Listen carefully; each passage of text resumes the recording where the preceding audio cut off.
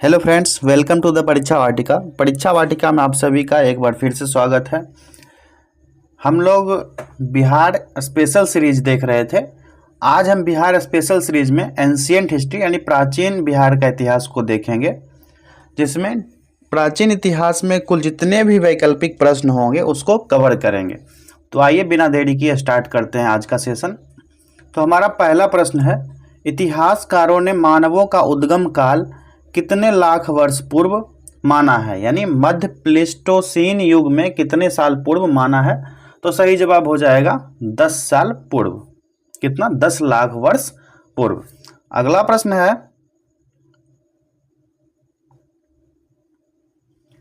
प्रागैतिहासिक काल पूरा काल से नवप्रस्तर काल कहलाती है। क्या कहलाती है? तो ये कहलाती है अलिखित प्रत्यक्ष स्रोत का काल। क्या? अलिखित प्रत्यक्ष स्रोत का काल। अगला प्रश्न है, ऐतिहासिक काल 600 ईसा पूर्व कहलाती है। 600 ईसा पूर्व का ऐतिहासिक काल क्या कहलाएगा? ये जो कहलाएगा ये लिखित स्रोत का काल, जहां पर लिखित सोर्स हमें जानकारी देते हैं। नेक्स्ट क्वेश्चन है, पूरा पाषाण काल है। पूरा पाषाण काल क्या है? ये है 10 लाख से 10,000 ईसा पूर्व तक का काल जो है पूरा पाषाण काल कहलाता है। अगला है, मध्य पाषाण काल क्या है? तो मध्य पाषाण काल कब से कब तक का समय होगा? 10,000 ईसा पूर्व से 6,000 ईसा पूर्व। ठीक है। अगला है, 6,000 से 4,000 ईसा पूर्व का काल क्या कहलाएगा? क्या कहलाएगा दोस्तों? ये नव पाषाण काल कहलाएगा। क्या? नव पाषाण काल 6,000 से 4,000 ईसा पूर्व। देखिए, 10 लाख से 10,000, 10,000 से 6,000, 6,000 से 4,000, 10 लाख से 10,000 ईसा पूर्व क्या कहलाया? ये कहलाया पूरा पाषाण काल। पूरा पाषाण काल। 10,000 से 6,000 ईसा पूर्व ये क्या कहलाया? मध्य पाषाण काल। और 6,000 से 4,000 ईसा पूर्व यह कहलाएगा नवपाषाण काल। ठीक है। अगला प्रश्न है, कैल्कोलिथिक काल क्या है? कैल्कोलिथिक काल के बारे में पूछ रहा है यहाँ पर। तो कैल्कोलिथिक एज जो है ये 2000 से 500 ईसा पूर्व तक का जो काल है ये कैल्कोलिथिक काल कहलाएगा। नेक्स्ट क्वेश्चन है, कांस्य युग का समय क्या है? तो कांस्य युग का जो समय होगा वो होगा 3000 से 2000 ईसा पूर्व का समय कांस्य युगीन समय कहलाएगा। ठीक है। नेक्स्ट है, लौह युग का समय क्या है? लौह युग का समय जो है ये हो जाएगा इनमें से कोई नहीं। ठीक है। अगला प्रश्न है, बिहार में मानव निवास का इतिहास कितना वर्ष प्राचीन है? मानव निवास का इतिहास जो कब से कब तक का है? यह 1 लाख वर्ष पूर्व का है। कब? 1 लाख वर्ष पूर्व का है मानव का इतिहास। अगला प्रश्न है, मुंगेर, सारण, वैशाली, गया, पटना आदि से उपलब्ध हुए पाषाण औजारों तथा उपकरणों का संबंध है। इसका संबंध किससे है? ये हो जाएगा पूरा पाषाण कालीन संस्कृति से नव पाषाण कालीन संस्कृति तक। अगला क्वेश्चन है, वैज्ञानिकों ने प्रारंभिक मानव का नामकरण किया। प्रारंभिक मानव का जो नामकरण वैज्ञानिकों के द्वारा किया गया ये जो था Neanderthal. Neanderthal. Next question, Valmiki Nagar अभयारण्य जो है पश्चिम चंपारण से प्राप्त उपकरण जो है किस काल के हैं? वाल्मीकि नगर से प्राप्त उपकरण किस काल के हैं? इसका सही जवाब हो जाएगा पूरा पाषाण कालीन। पूरा पाषाण कालीन। नेक्स्ट क्वेश्चन, मुंगेर से प्राप्त अवशेष किस युग के हैं? मुंगेर से जो अवशेष प्राप्त हुए हैं ये कौन से युग के हैं? इसको छोटा कर लेते हैं थोड़ा, अब सही से दिख रहा होगा। तो मुंगेर से प्राप्त अवशेष किस युग के हैं? मध्यवर्ती प्रस्तर युग के। कौन से? मध्यवर्ती प्रस्तर युग के ये सब अवशेष प्राप्त हुए हैं। नेक्स्ट क्वेश्चन है, बिहार में आदि मानव की उपस्थिति के आरंभिक साक्ष्य कहाँ से प्राप्त हुए हैं? तो कहाँ से प्राप्त हुए हैं ये? मुंगेर और नालंदा जिला से। मुंगेर और नालंदा जिला से आदि मानव की उपस्थिति के साक्ष्य प्राप्त हुए हैं। नेक्स्ट क्वेश्चन है, बिहार में आदिमानव की उपस्थिति के आरंभिक साक्ष्य किस युग के हैं? तो इसका सही जवाब हो जाएगा ऑप्शन है पूर्व प्रस्तर युग के। कब के? पूर्व प्रस्तर युग के। नेक्स्ट क्वेश्चन है, बिहार में मध्यवर्ती प्रस्तर युग के साक्ष्य मिले हैं। कहाँ से मिले हैं बिहार में मध्यवर्ती प्रस्तर युग के साक्ष्य? मुंगेर से मिले हैं। नेक्स्ट क्वेश्चन है, चिरांद जो सारण और चेचर जो वैशाली में है, ये किस युग से अवशेष प्राप्त हुए हैं? ये जो अवशेष प्राप्त हुए हैं ये नव प्रस्तर युग के अवशेष प्राप्त हुए हैं। नेक्स्ट क्वेश्चन क्या है, बिहार में ताम्र प्रस्तर युग के परवर्ती चरण के अवशेष कहाँ से प्राप्त हुए हैं? ये कहाँ से प्राप्त हुए हैं दोस्तों? इन सभी जगह से, सारण, वैशाली, मनेर, सोनपुर, इन सभी जगह से ताम्र प्रस्तर युग के अवशेष प्राप्त हुए हैं। ठीक है, नेक्स्ट क्वेश्चन देखते हैं, बिहार के संबंध में निम्न में से कौन सा कथन सत्य है? यहां 4 कथन दिए गए हैं, देखिए। यहां पुरातात्विक उत्खनन से पूर्व मध्य एवं उत्तरी पाषाणकालीन पत्थर के औजार एवं उपकरण मिले हैं। सही है, बिल्कुल। बिहार में आदि मानव निवास करते हैं, बिल्कुल निवास करते थे। बिहार में सबसे पुराने अवशेष पूर्व पूरा पाषाण काल के, ये भी सही है। इस प्रकार ये तीनों कथन जब सही है, हमारा ऑप्शन डी जो है उपर्युक्त सभी, ये सही जवाब हो जाएगा। अगला क्वेश्चन देखते हैं हम लोग,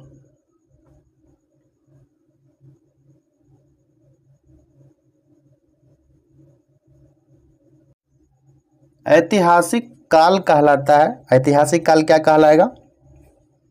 600 ईसा पूर्व के पश्चात का काल ऐतिहासिक काल कहलाता है। ऑप्शन डी सही जवाब हो जाएगा। दूसरा है ऐतिहासिक काल के ऐतिहासिक काल है। ऐतिहासिक काल में क्या प्रचलित था? तो जो हिस्टोरिकल एज था उसमें प्रसिद्ध जो था वो क्या था? ये सभी जादू टोना, तंत्र मंत्र, सिद्धि उपासना, ये सभी प्रचलित था उस टाइम। नेक्स्ट क्वेश्चन है, ऐतिहासिक युग की प्रथा आज के समय में परंपरागत रूप से चली आई है, वह है? ऐतिहासिक काल की परंपरा जो परंपरागत रूप से चली आई है वो क्या है? कौन सी परंपरा चली आई है? बहेलिया का कार्य करना, सपेरा का कार्य करना, जादू टोना, ये सब अभी भी है समाज में देखने को मिलता है। इस प्रकार इस प्रश्न का सही जवाब हो जाएगा उपरोक्त सभी। नेक्स्ट क्वेश्चन है, ऐतिहासिक युग में बिहार के किस क्षेत्र में मनुष्यों की सर्वाधिक बसावट हुई है? किस क्षेत्र में सर्वाधिक बसावट हुआ है? तो हो जाएगा गंगा घाटी क्षेत्र में। गंगा घाटी क्षेत्र में अभी भी बिहार में बसावट ज़्यादा है। नेक्स्ट क्वेश्चन है, ऐतिहासिक युग के किस काल में चैत्यालय से शक्ति उपासक शक्ति प्राप्त करते थे? तो इसका सही जवाब हो जाएगा ऑप्शन सी, पूर्णभद्र चैत्यालय, मणिभद्र चैत्यालय, दोनों से। तो ए और बी दोनों इसका सही जवाब हो जाएगा। नेक्स्ट क्वेश्चन देखते हैं, मगध राजवंश का प्रतापी राजा बृहद्रथ का उल्लेख है। तो इसका सही जवाब हो जाएगा ऑप्शन डी, महाभारत, पुराण, बौद्ध ग्रंथ, इन सभी जगह पर मगध के राजवंश का प्रतापी राजा जो बृहद्रथ था उसका उल्लेख है। आपकी जानकारी के लिए बता दें कि जय संहिता जो है, जिसका जो महाभारत का पुराना नाम है जय संहिता, उसके अनुसार बृहद्रथ का जो पुत्र था जरासंध था। ठीक है, और जरासंध मगध का प्रतापी सम्राट था। भागवत पुराण जिसमें कि 10 स्कंद और 72 अध्याय हैं, और महाभारत के सवा पर्व में भी जरासंध की वध की कथा दी गई है, और इसमें जरासंध को बृहद्रथ वंश का 9वां राजा कहा गया है। ठीक है, जिसमें कि उसने काशी, कौशल, चेदी, विदेह, अंग, बंग, कलिंग, पांड्य, सौवीर, मद्र, गांधार आदि राजाओं को पराजित किया था। और जय संहिता के अनुसार जरासंध वध के पश्चात मगध साम्राज्य प्रभावहीन हो गया था। ठीक है, और जरासंध के पश्चात उसका वहां का मगध का राजा कौन बना था? इसके पश्चात सहदेव बना था, सहदेव। ठीक है, नेक्स्ट क्वेश्चन देखते हैं, मगध सम्राट जरासंध का उल्लेख हुआ है। मगध सम्राट जरासंध का उल्लेख हुआ है कहां पर? तो सही जवाब हो जाएगा इन सभी जगह पर। महाभारत, भागवत पुराण, इन सभी जगह पर उपर्युक्त सभी। नेक्स्ट क्वेश्चन है, मगध सम्राट बिंबिसार कितने हजार गांव यानी कितने जनपद का अधिपति था? तो ये जो अधिपति जो था 80 जनपद का। नेक्स्ट क्वेश्चन है, मगध सम्राट बिंबिसार कुल उपज का कितना भाग भूमि कर लेता था? यानी भूमि टैक्स कितना लेता था? ये लेता था 1/6वां भाग, 6वां भाग भूमि कर लेता था। नेक्स्ट क्वेश्चन है, मगध सम्राट बिंबिसार को सेनीय क्यों कहा गया? क्यों कहा जाता था सेनीय? क्यों कहा जाता था? क्योंकि वह अस्थाई सेना बनाए रखी थी, उसने अस्थाई सेना बनाए रखी थी। नेक्स्ट क्वेश्चन है, गौतम बुद्ध मगध के किस राजा के शासन काल में बुद्धत्व की प्राप्ति की थी? किस राजा के शासन काल में? बिंबिसार उस समय राजा था। ऑप्शन ए सही जवाब हो जाएगा। नेक्स्ट क्वेश्चन है, मगध सम्राट अजातशत्रु की राज विस्तार नीति का उल्लेख किस जैन ग्रंथ में हुआ था? ये जो जैन ग्रंथ है ये निर्यावली सूत्र है, निर्यावली सूत्र। ऑप्शन ए सही जवाब हो जाएगा। नेक्स्ट क्वेश्चन है, मगध सम्राट अजातशत्रु के शासनकाल में मगध और वैशाली के बीच कितने वर्षों तक युद्ध चला था? कितने वर्षों तक युद्ध चला था? तो 16 वर्षों तक। ऑप्शन सी सही जवाब हो जाएगा। 16 वर्षों तक युद्ध चला था मगध सम्राट अजातशत्रु के शासनकाल में मगध और वैशाली के बीच। नेक्स्ट क्वेश्चन है, मगध सम्राट अजातशत्रु के शासनकाल में प्रथम बौद्ध संगीति का आयोजन राजगृह में कब आयोजित किया गया था? कब आयोजित हुआ था दोस्तों? 483 ईसा पूर्व, यानी ऑप्शन सी सही जवाब हो जाएगा। नेक्स्ट क्वेश्चन है, किस मगध सम्राट ने पाटलिपुत्र नगर बसाया था? किसने बसाया था पाटलिपुत्र नगर? उदयन ने। किसने? उदयन ने। ऑप्शन सी सही जवाब हो जाएगा। नेक्स्ट क्वेश्चन है, हर्यक वंश का अंतिम मगध सम्राट कौन था? हर्यक वंश का अंतिम मगध सम्राट था नागदासक। नागदासक, यानी ऑप्शन बी सही जवाब हो जाएगा। नेक्स्ट क्वेश्चन, किस मगध सम्राट ने वैशाली को वास्तविक राजधानी बनाई? किसने बनाई थी? शिशुनाग ने। शिशुनाग ने वैशाली को वास्तविक राजधानी बनाया था। अगला प्रश्न है, किसके शासनकाल में द्वितीय बौद्ध संगीति का आयोजन वैशाली में हुआ था? किसके शासनकाल में हुआ था ये? कालाशोक के समय। कालाशोक के समय यह बौद्ध संगीति वैशाली में आयोजित किया गया था। नेक्स्ट क्वेश्चन देखते हैं, किस मगध सम्राट को बौद्ध ग्रंथों में उग्रसेन अर्थात प्रचंड सेना का स्वामी कहा गया है? यह जो है शासक महापद्मनंद।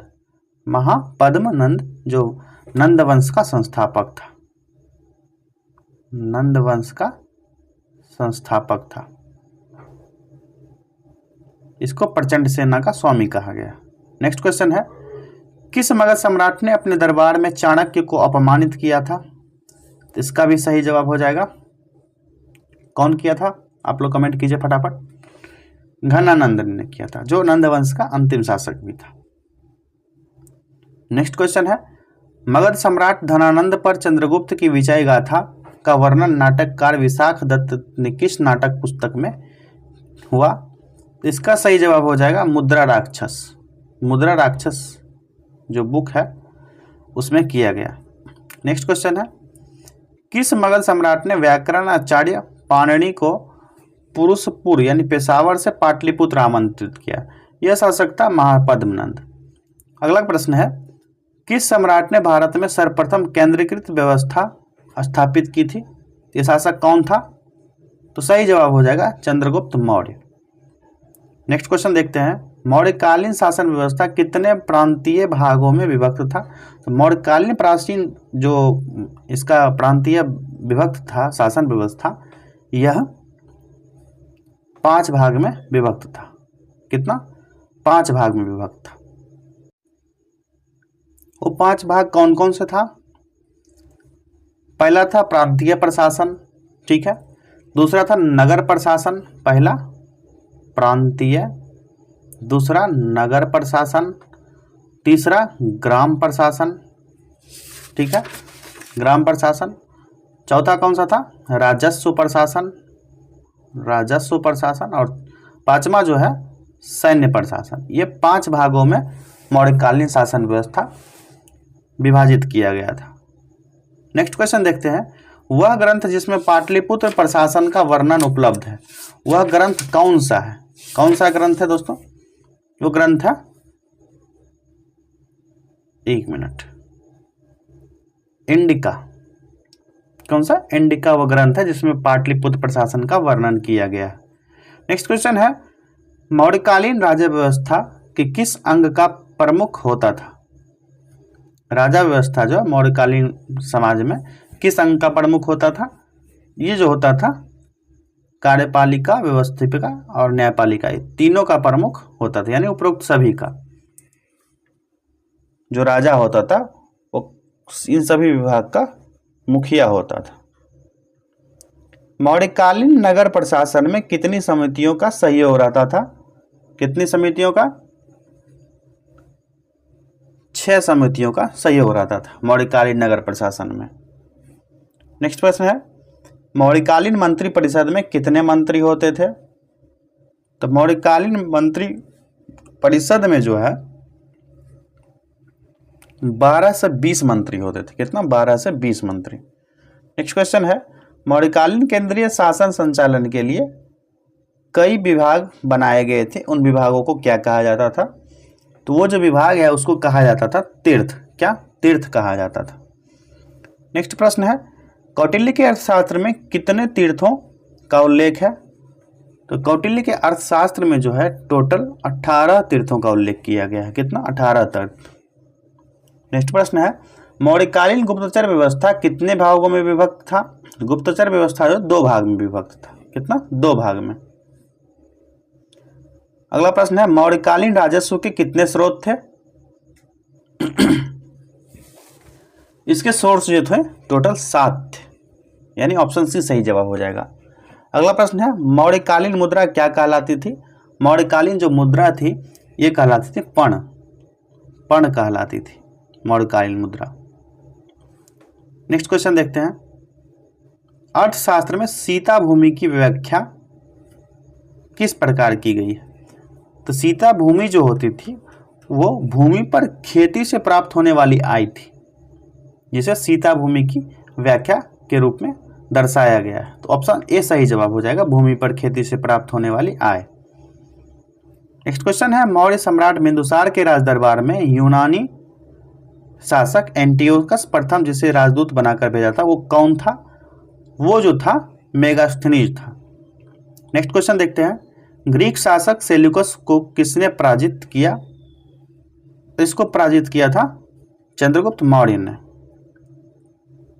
नेक्स्ट क्वेश्चन, नागार्जुन पहाड़ी गुफाओं में किसने आजीविकों के लिए गुफाओं का निर्माण करवाया था? किसने करवाया था?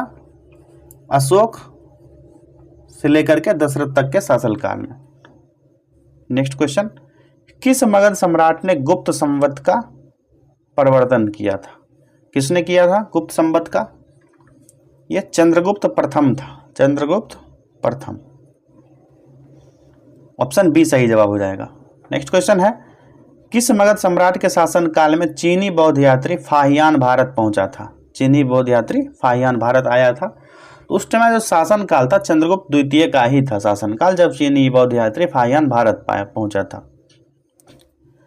अगला प्रश्न है, चंद्रगुप्त प्रथम का राज्याभिषेक कहाँ हुआ था? चंद्रगुप्त प्रथम का राज्याभिषेक जो था ये हुआ था पाटलिपुत्र में। ऑप्शन सी सही जवाब हो जाएगा। नेक्स्ट क्वेश्चन है, गुप्त वंश की स्थापना का प्रथम जो वर्ष था वो कौन सा था?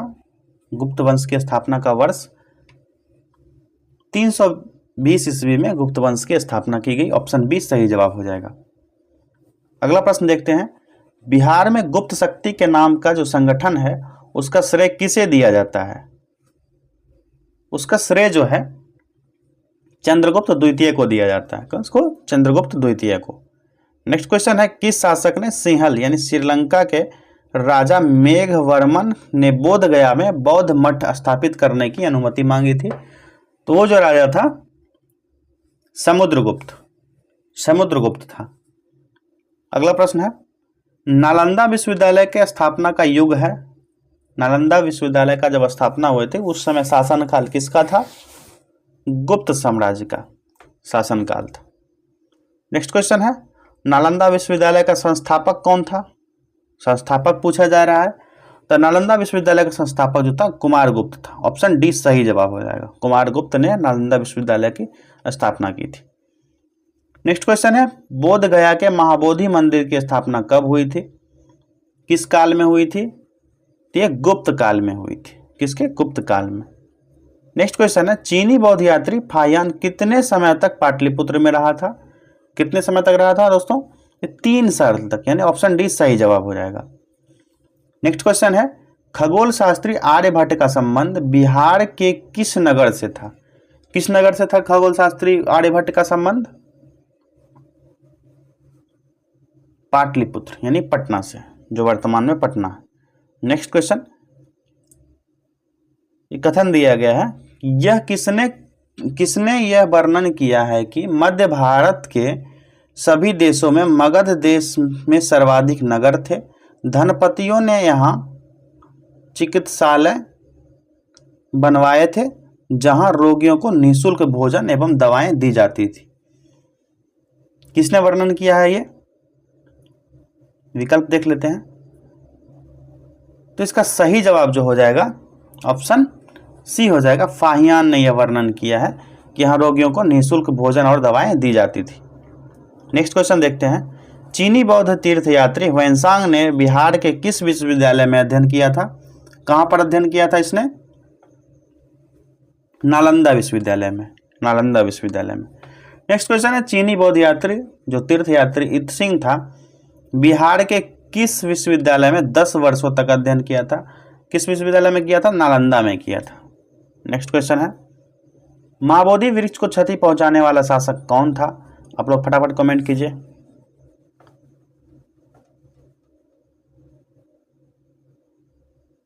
नालंदा जो महाबोधि वृक्ष गया में है उसको क्षति पहुंचाने वाला शासक शशांक था।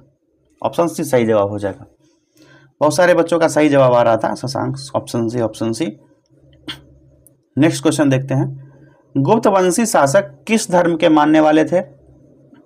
जो गुप्तवंशी शासक थे वो बौद्ध धर्म को मानते थे, बौद्ध धर्म को। नेक्स्ट क्वेश्चन है, मगध के किस परवर्ती गुप्त वंश का अंतिम शासक था? गुप्त वंश का अंतिम शासक कौन था? जीवित गुप्त। जीवित गुप्त जो था गुप्त वंश का अंतिम शासक था।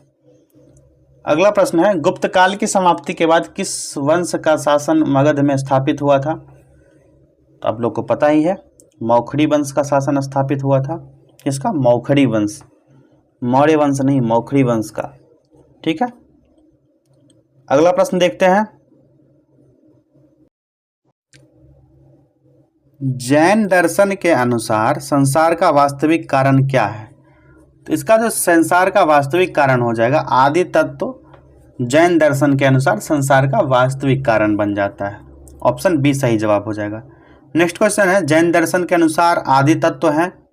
कितने आदि तत्व हैं जैन दर्शन के अनुसार? ते हो जाएंगे 6 आदि तत्व। ऑप्शन सी सही जवाब हो जाएगा। नेक्स्ट क्वेश्चन है, जैन दर्शन के अनुसार जिन कहलाता है। जिन, जिन के बारे में पूछा गया है। तो जैन दर्शन के अनुसार जिन किसको कहा जाता है? मुक्ति, जीवन की मुक्ति, मोक्ष, कर्म क्षय, ये सभी जो है यानी उपरोक्त सभी। ऑप्शन डी सही जवाब हो जाएगा। जैन दर्शन के अनुसार जिन जो है जीवन की मुक्ति, मोक्ष, कर्म क्षय, इन सभी को कहा जाता है। नेक्स्ट क्वेश्चन है,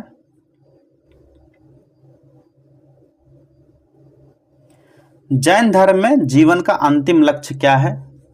अंतिम लक्ष्य जीवन का क्या है जैन दर्शन के अनुसार?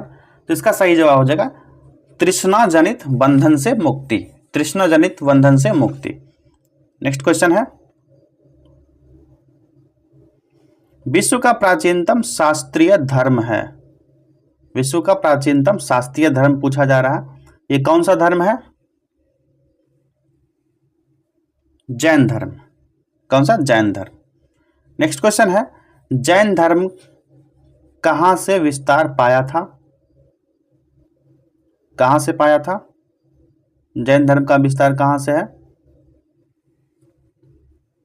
बिहार से। बिहार से जैन धर्म का विस्तार हुआ था। बौद्ध धर्म का भी बिहार से ही हुआ। अगला प्रश्न है जैन धर्म के पहले तीर्थंकर कौन थे?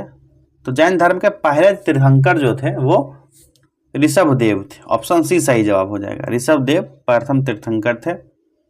नेक्स्ट क्वेश्चन है 10वें तीर्थंकर शीतलनाथ का चरण चिन्ह कहाँ अंकित है? कहाँ अंकित है? तो चतरा में। ऑप्शन बी सही जवाब हो जाएगा। नेक्स्ट क्वेश्चन देखते हैं 24वें तीर्थंकर में से निम्नलिखित में से कितने तीर्थंकर ने समेध शिखर यानी पारसनाथ पहाड़ पर निर्वाण प्राप्त किया था? कितने तीर्थंकर थे 24वें तीर्थंकर में से? टोटल 20 तीर्थंकर, यानी ऑप्शन सी सही जवाब हो जाएगा। नेक्स्ट क्वेश्चन देखते हैं पारसनाथ श्री समेध शिखर किस तीर्थंकर के नाम पर पड़ा है? तो इसका सही जवाब हो जाएगा ऑप्शन ए, पार्श्वनाथ, पार्श्वनाथ के नाम पर। नेक्स्ट क्वेश्चन देखते हैं श्री समेध शिखर पारसनाथ पहाड़ को प्राचीन काल में क्या कहा जाता था? क्या कहा जाता था उस समय? तो समाधिगिरी या समिधगिरी या मल्ल पर्वत, ये सभी कहा जाता था। इस प्रश्न का सही जवाब हो जाएगा उपरोक्त सभी। समाधिगिरी, समिधिगिरी, मल्ल पर्वत, ये सभी कहा जाता था। नेक्स्ट क्वेश्चन है किस तीर्थंकर का जन्म मिथिला में हुआ था? किसका हुआ था जन्म? कौन सा तीर्थंकर था? तो मल्लीनाथ का। किनका? मल्लीनाथ का जो जन्म हुआ था वो मिथिला में हुआ था। नेक्स्ट क्वेश्चन है किस तीर्थंकर का जन्म चंपापुरी भागलपुर के निकट में हुआ था? तो वो तीर्थंकर कौन थे? ये वसुपूज्य थे। ऑप्शन सी सही जवाब हो जाएगा। अगला प्रश्न है 20वें तीर्थंकर सुब्रतनाथ का जन्म कहाँ हुआ था? कहाँ हुआ था? आप लोग कमेंट कीजिए, आप लोग का कमेंट नहीं आ रहा। सुब्रतनाथ का जो जन्म हुआ था वो राजगृह में हुआ था। राजगृह में। आपके कमेंट का इंतजार रहता है, हम देखते रहते हैं कि आप लोग कमेंट नहीं कर रहे हैं।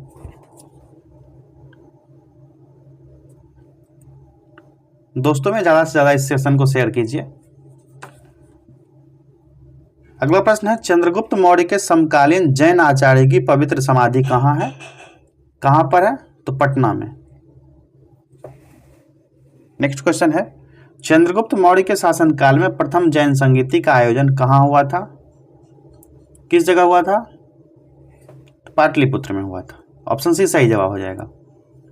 नेक्स्ट क्वेश्चन है प्रथम जैन संगीति की अध्यक्षता किस जैन आचार्य ने की थी? प्रथम जैन संगीति की अध्यक्षता किस जैन आचार्य ने की थी? तो अस्तूलभद्र, यानी ऑप्शन ए सही जवाब हो जाएगा। अस्तूलभद्र ने। नेक्स्ट क्वेश्चन है किस जैन संगीति के पश्चात जैन धर्म दिगंबर और श्वेतांबर दो भागों में विभक्त हो गया था? वो जैन संगीति कौन सा था? ये वेरी वेरी इंपॉर्टेंट क्वेश्चन है, VBI क्वेश्चन में से है। इसका सही जवाब हो जाएगा प्रथम संगीति, जिसमें जैन जो है दो भाग में दिगंबर और श्वेतांबर में विभाजित हो गया था। अगला प्रश्न है दिगंबर के उप संप्रदाय कौन कौन से हैं? कितने उप संप्रदाय हैं? कौन से हैं? 20 पंथी, 13 पंथी, समैया पंथी, ये जो ऑप्शन में दिया गया ये तीनों हैं। इस प्रकार इस प्रश्न का सही जवाब हो जाएगा ऑप्शन डी, उपरोक्त सभी। अगला प्रश्न है 24वें जैन तीर्थंकर महावीर का काल कौन सा था? तो महावीर का जो काल था वो 540 ईसा पूर्व से 468 ईसा पूर्व। ऑप्शन बी सही जवाब हो जाएगा। ऑप्शन बी राइट आंसर हो गया। अगला प्रश्न है जैन धर्म के किस शास्त्र को वेद में सम्मिलित किया गया है? वो शास्त्र कौन सा था? तो आगम शास्त्र। ऑप्शन ए सही जवाब हो जाएगा। आगम शास्त्र को वेद में सम्मिलित किया गया है। नेक्स्ट क्वेश्चन देखते हैं ऋग्वेद की ऋचाओं में किन दो जैन तीर्थंकरों का उल्लेख है? किनका किनका है? ऋषभदेव और अरिस्टिनेमी का। ऑप्शन डी सही जवाब हो जाएगा।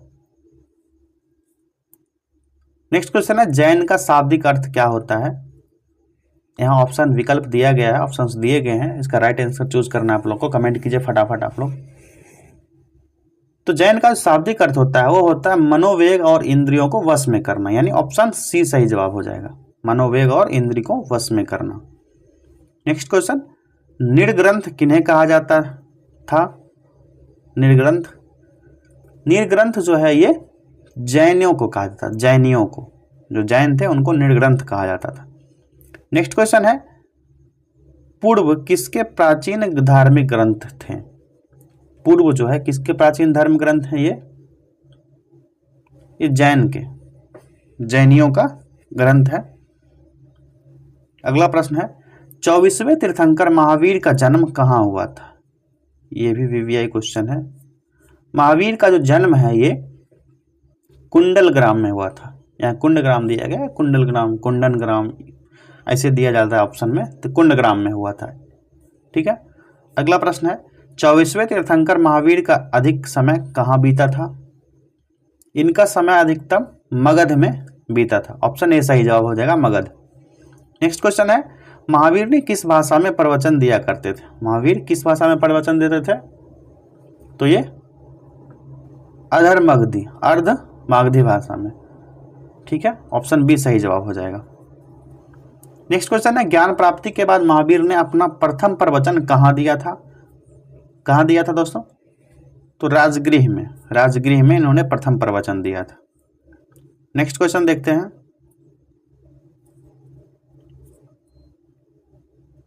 महावीर का पहला शिष्य कौन था? महावीर का पहला शिष्य पूछा जा रहा है, तो यहाँ ऑप्शन दिया गया है चारों। तो जहाँ महावीर के जो प्रथम शिष्य थे ये थे जामाली। ठीक है, इनका नाम जामाली था।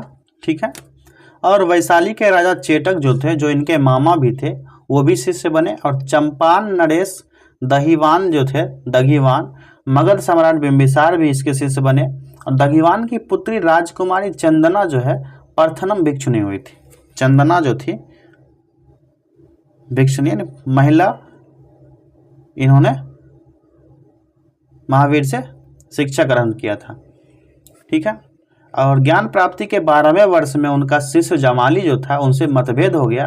मतभेद के कारण क्रियान्माकृत सिद्धांत बना था, और इस मतभेद के कारण जामाली ने संघ छोड़ दिया और एक नए सिद्धांत बहुरतवाद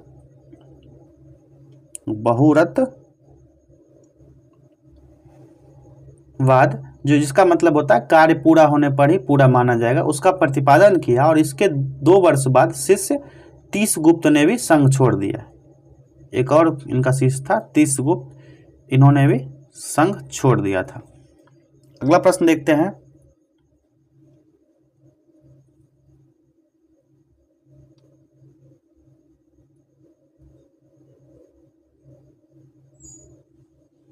गौतम बुद्ध ने बोध गया में कब सर्वोच्च ज्ञान बोधि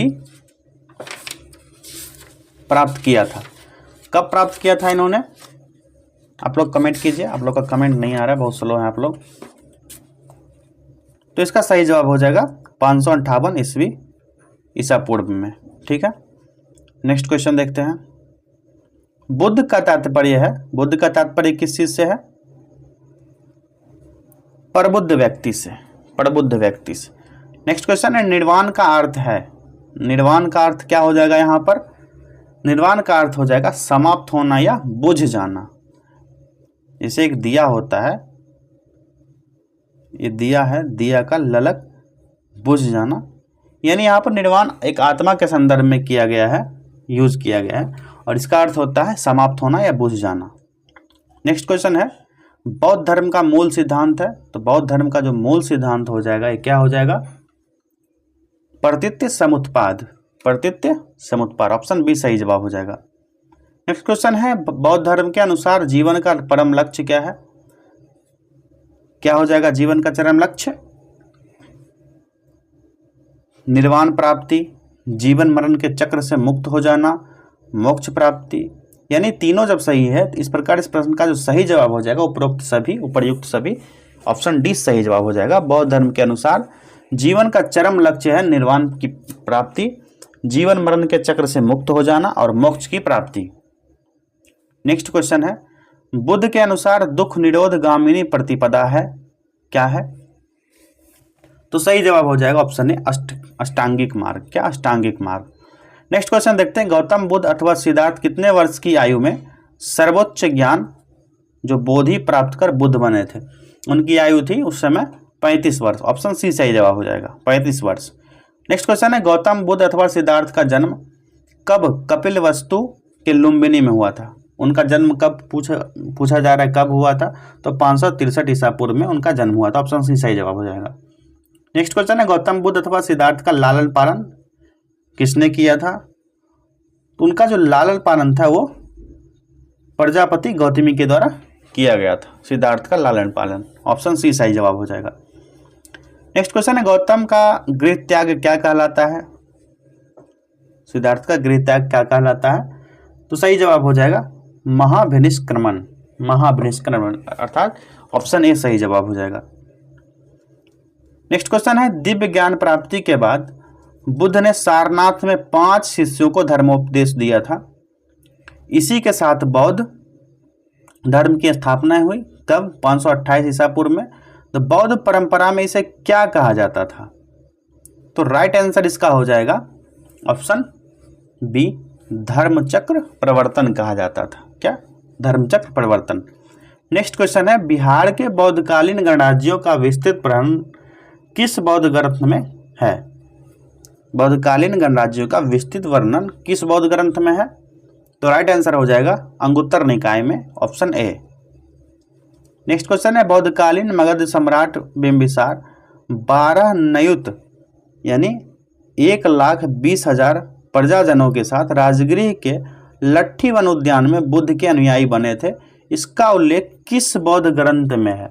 वो बौद्ध ग्रंथ कौन सा था? तो इसका राइट आंसर हो जाएगा ऑप्शन ए विनय पिटक ग्रंथ। किसमें? विनय पिटक में इसका वर्णन किया गया है। नेक्स्ट क्वेश्चन है बुद्ध के समकालीन मगध सम्राट बिंबिसार कितने हजार ग्रामों का अधिपति था? इसका राइट आंसर हो जाएगा 80,000 ग्रामों का अधिपति था। नेक्स्ट क्वेश्चन बौद्धकालीन मगध की चर्चा है, बौद्धकालीन मगध की चर्चा किसमें किया गया है? यहाँ पर ऑप्शन जो दिया गया अथर्ववेद, पुराण, बौद्ध ग्रंथ, इन तीनों में किया गया। तो इस प्रश्न का सही जवाब हो जाएगा ऑप्शन डी उपयुक्त सभी में। नेक्स्ट क्वेश्चन है राजगृह नगर पांडव, गिज्जकुट, व्यवहार, इसीगिल और बेपुल आदि 5 पहाड़ियों से घिरा होने के कारण बौद्ध काल में गिरिव्रज कहलाता था। इसका उल्लेख किस बौद्ध ग्रंथ में है? इसका राइट आंसर हो जाएगा सुत्त निपात की अट्ठ कथा में। किसमें? सुत्त निपात की अट्ठ कथा, ऑप्शन ए राइट आंसर हो जाएगा। नेक्स्ट क्वेश्चन है बौद्ध धर्म की सबसे प्रमुख विशेषता जिसने इसके प्रचार में सहायता प्रदान की वो क्या थी? इसका राइट आंसर हो जाएगा लोक भाषा का प्रयोग। लोक भाषा का जो लोकल लैंग्वेज होता है, जो स्थानीय लैंग्वेज होता है, उसका प्रयोग किया गया था बौद्ध धर्म में, जिसके कारण इसका प्रचार हुआ था। जहाँ भी जाता था वहाँ के लोकल लैंग्वेज में इसका प्रचार किया जाता था। नेक्स्ट क्वेश्चन है बौद्ध जो गौतम बुद्ध थे वैशाली प्रवास कहाँ किया था? वैशाली प्रवास कहाँ किए थे? इसका राइट आंसर हो जाएगा ऑप्शन सी लुवग्राम। ठीक है। नेक्स्ट प्रश्न है बौद्ध भिक्षुनी आम्रपाली ने एक कविता अपनी वृद्धावस्था एवं बुद्ध के सत्यवचनों को प्रतिपादित करते हुए लिखी थी। यह कविता किस पुस्तक में संग्रहित है? इसका राइट आंसर हो जाएगा ऑप्शन ए थेरी गाथा में यह संग्रहित है। नेक्स्ट क्वेश्चन देखते हैं बौद्ध ग्रंथ शतपथ ब्राह्मण, विनय पिटक आदि की रचना कहाँ हुई थी? कहाँ हुई थी? ते हुई थी बिहार में, यानी ऑप्शन बी राइट आंसर हो जाएगा इसका, बिहार। अगला प्रश्न देखते हैं गंडक नदी का उल्लेख किस बौद्ध ग्रंथ में हुआ है? गंडक नदी का उल्लेख किस बौद्ध ग्रंथ में किया गया है? यह किया गया है शतपथ ब्राह्मण में। किसमें? शतपथ ब्राह्मण में। नेक्स्ट क्वेश्चन बुद्ध के अनुसार, बुद्ध के कथानुसार बौद्धकालीन राजाओं ने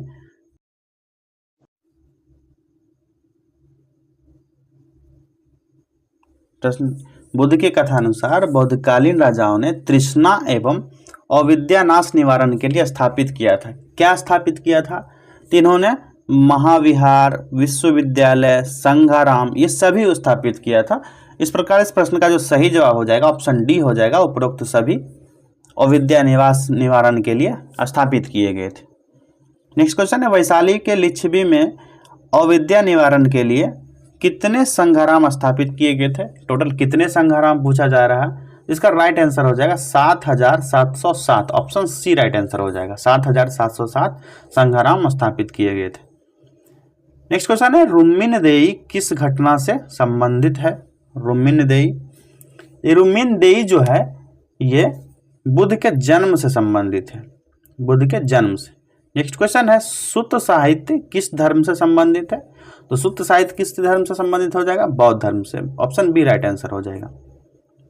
नेक्स्ट क्वेश्चन है, प्रथम बौद्ध संगीति कहाँ हुई थी? प्रथम बौद्ध संगीति कहाँ हुई थी? कमेंट कीजिए, आप लोग वेट कर रहे हैं। तो यह राजगृह में हुई थी। ऑप्शन सी राइट आंसर हो जाएगा, राजगृह में। बहुत सारे बच्चे तक्षशिला कमेंट कर रहे थे, गलत है, राजगृह इसका राइट आंसर होगा। नेक्स्ट क्वेश्चन है, द्वितीय बौद्ध संगीति कहाँ हुई थी? जो द्वितीय बौद्ध संगीति है वो कहाँ हुई थी? तो ये पाटलिपुत्र में हुई थी। कहाँ पर? पाटलिपुत्र में। नेक्स्ट क्वेश्चन है, प्रथम बौद्ध संगीति मगध सम्राट अजातशत्रु के शासनकाल में राजगृह की सप्तकर्णी गुफा में हुई थी। इस बौद्ध संगीति के पश्चात किस बौद्ध ग्रंथ की रचना हुई थी? वो बौद्ध ग्रंथ कौन सा था? इसका राइट आंसर हो जाएगा सुत्त और विनय पिटक। सुत्त पिटक और विनय पिटक की रचना हुई थी। नेक्स्ट क्वेश्चन है, तृतीय बौद्ध संगीति अशोक के शासनकाल में पाटलिपुत्र के अशोकाराम विहार में आयोजित हुआ था। इस आयोजन की अध्यक्षता किसने की थी? तो इसकी अध्यक्षता जो थी वो तिस्य द्वारा किया गया था। ऑप्शन सी राइट आंसर हो जाएगा, तिस्य द्वारा किया गया था। नेक्स्ट क्वेश्चन है, पाटलिपुत्र में हुई तृतीय बौद्ध संगीति के पश्चात किस बौद्ध ग्रंथ की रचना हुई थी? तो बौद्ध ग्रंथ कौन सा था? तो वो था अभिधम्म पिटक। नेक्स्ट क्वेश्चन है, बौद्ध संघ में स्त्रियों के प्रवेश की अनुमति बुद्ध द्वारा कहाँ पर दी गई? पहले तो नहीं था, लेकिन स्त्री के प्रवेश की अनुमति बुद्ध के द्वारा दी गई। तो संघ वो पर जो हुआ था तो कहाँ पर हुआ था? राइट आंसर हो जाएगा option D, Vaishali. Next question है, गौतम बुद्ध की शिक्षाएं सर्वप्रथम संकलित की गई। कहाँ से संकलित की गई थी? तो त्रिपिटक से। ऑप्शन ए राइट आंसर हो जाएगा। नेक्स्ट क्वेश्चन है, बौद्ध दर्शन के अनुसार कारण एवं कार्यों के सिद्धांत को इस प्रकार जाना जाता है। ऑप्शन यहां पर दिया गया है, तो इसका राइट आंसर हो जाएगा, क्या हो जाएगा? प्रतीत्य समुत्पाद। प्रतीत्य समुत्पाद।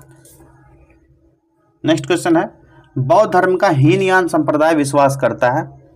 आप लोग कमेंट कीजिए किस पर विश्वास करता है। इसका राइट आंसर हो जाएगा ऑप्शन है, गौतम बुद्ध एक महामानव है, कोई अवतार नहीं है। ऑप्शन ए राइट आंसर हो गया। नेक्स्ट क्वेश्चन है, किस बौद्ध ग्रंथ से संघ जीवन के नियम प्राप्त होते? इसका राइट आंसर हो जाएगा ऑप्शन सी, विनय पिटक से। नेक्स्ट क्वेश्चन है, बौद्धकालीन अभिलेख किस भाषा में लिखे गए हैं? किस भाषा में लिखे गए हैं बौद्धकालीन अभिलेख? ये पाली भाषा में लिखे गए। पाली भाषा का उस समय ज़्यादा यूज होता था। नेक्स्ट क्वेश्चन है, वैशाली में हुई द्वितीय बौद्ध संगीति के पश्चात बौद्ध संघ विभक्त हो गया था। किसमें विभक्त हो गया था बौद्ध संघ? महासांघिक में। महासांघिक में। ऑप्शन बी राइट आंसर हो जाएगा। नेक्स्ट क्वेश्चन है, बौद्ध धर्म की किस शाखा में अनात्म सिद्धांत एवं पुद्गल को मान्यता दी गई है? किसमें दी गई है? तो ये सर्वास्तिक में दी गई है। सर्वास्तिक में, सर्वास्तिक शाखा है। नेक्स्ट क्वेश्चन है, बुद्ध के अनुसार निम्नलिखित में से किससे निर्वाण की प्राप्ति होती है? किससे निर्वाण की प्राप्ति होती है? ऑप्शन दिए गए हैं यहाँ पर। राइट आंसर हो जाएगा ऑप्शन बी, अष्टांगिक मार्ग का अनुपालन करने से निर्वाण की प्राप्ति होती है बौद्ध धर्म के अकॉर्डिंग। अगला क्वेश्चन दिया गया है कि अष्टांगिक मार्ग की संकल्पना अंग है। अष्टांगिक मार्ग की संकल्पना अंग क्या है? ये हो जाएगा ऑप्शन डी, धर्म चक्र परिवर्तन सूत्र के विषय वस्तु का जो है अष्टांगिक मार्ग का संकल्पना अंग। नेक्स्ट क्वेश्चन है, न्यायशास्त्र से संबंधित ग्रंथ तत्व चिंतामणि की रचना कहाँ हुई थी? इसका राइट आंसर हो जाएगा ऑप्शन सी, बिहार में। नेक्स्ट क्वेश्चन देखते हैं, बौद्धकालीन बिहार के गांवों के समूह को क्या कहा जाता था? तो इसका राइट आंसर हो जाएगा ऑप्शन ए, आपण कहा जाता था। क्या आपण कहा जाता था। नेक्स्ट क्वेश्चन है, बौद्धकालीन बिहार में कितने प्रकार के शिल्प प्रचलित थे। कितने प्रकार के शिल्प प्रचलित थे, तो 25 प्रकार के। ऑप्शन डी राइट आंसर हो जाएगा। नेक्स्ट क्वेश्चन है, बुद्ध ने विवाह योग्य बालिकाओं को किस प्रकार का उपदेश दिया था। तो इसका सही जवाब हो जाएगा ऑप्शन ए हो जाएगा, शिल्पी बनने का जो उपदेश दिया था विवाह योग्य बालिकाओं को बुद्ध ने। नेक्स्ट क्वेश्चन देखते हैं, बुद्ध के समय बिहार में बैलों की जोड़ी कितने कहापण में मिलता था। मतलब उस समय की प्रचलित मुद्रा कहापण थी, कितने में मिलती थी। तो इसका राइट आंसर हो जाएगा 24 कहापण में मिलती थी बैलों की जोड़ी। ऑप्शन डी राइट आंसर हो गया। अगला प्रश्न है, गौतम बुद्ध ने वैशाली में अंतिम वर्षावास किया था, उस वर्षावास की संख्या कितनी थी।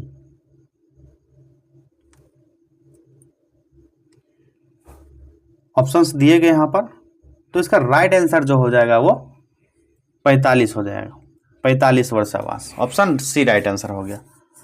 नेक्स्ट क्वेश्चन है, बुद्ध का महापरिनिर्वाण कब हुआ था।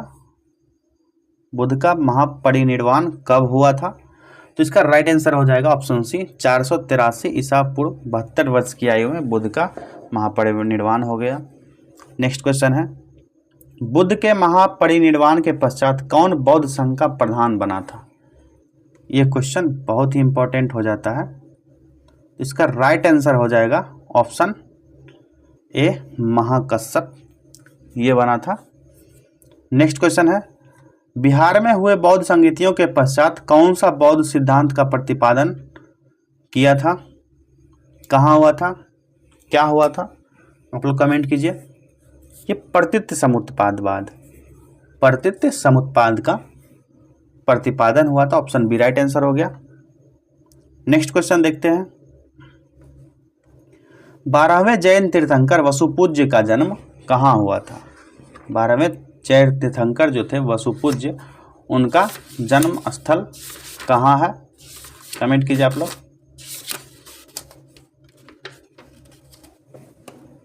तो जो उनका जन्म स्थल है वो चंपानगर में। ऑप्शन सी राइट आंसर हो गया। नेक्स्ट क्वेश्चन है, बिंबिसार कालीन मगध की चर्चा कहाँ की गई है। ऑप्शंस दिए गए हैं यहाँ पे, देखिए आप लोग। ये जो है अथर्ववेद, अंगुत्तर निकाय, महाभारत, इन सभी जगह पर की गई। ऑप्शन डी राइट आंसर हो जाएगा, उपरोक्त सभी जगह। नेक्स्ट क्वेश्चन है, किस मगध सम्राट ने मगध की राजधानी राजगृह से पाटलिपुत्र परिवर्तित किया था। तो वो शासक कौन था, वो था उदयभद्र। उदयभद्र ने मगध सम्राट का जो शासक था वो मगध की राजधानी राजगृह से पाटलिपुत्र परिवर्तित किया था। नेक्स्ट क्वेश्चन है, मगध सम्राट कालाशोक के शासनकाल में वैशाली में बौद्ध संगीति हुई थी। कौन सी बौद्ध संगीति हुई थी, अभी थोड़ा देर पहले आपको बताए थे, दूसरी बौद्ध संगीति जो पाटलिपुत्र में हुई थी। ऑप्शन बी राइट आंसर हो गया इसका। नेक्स्ट क्वेश्चन है, किस नाट्य रचना में उल्लेख है कि नंद वंश जो नंद शासक था, घनानंद को गंडित से हटाकर चंद्रगुप्त मौर्य ने मगध का शासक बना था। ये कौन से ग्रंथ में इसकी चर्चा की गई है। यह है मुद्रा राक्षस। मुद्रा राक्षस के लेखक कौन है, आप लोग कमेंट कीजिएगा। नेक्स्ट क्वेश्चन देखते हैं, किस मगध सम्राट ने पाटलिपुत्र में तृतीय बौद्ध संगीति का आयोजन करवाया था। वो बौद्ध सम्राट कौन सा था, तीसरी बौद्ध संगीति कराने वाला, तो वो अशोक था। ऑप्शन सी राइट आंसर हो जाएगा, अशोक। नेक्स्ट क्वेश्चन है, किस खगोल शास्त्री ने सर्वप्रथम यह सिद्ध किया था कि प्रकृति के नियम के अनुसार सभी चीजें धरती पर गिरती है। ये किसने सिद्ध किया था, वो था ब्रह्मगुप्त। कौन, ब्रह्मगुप्त।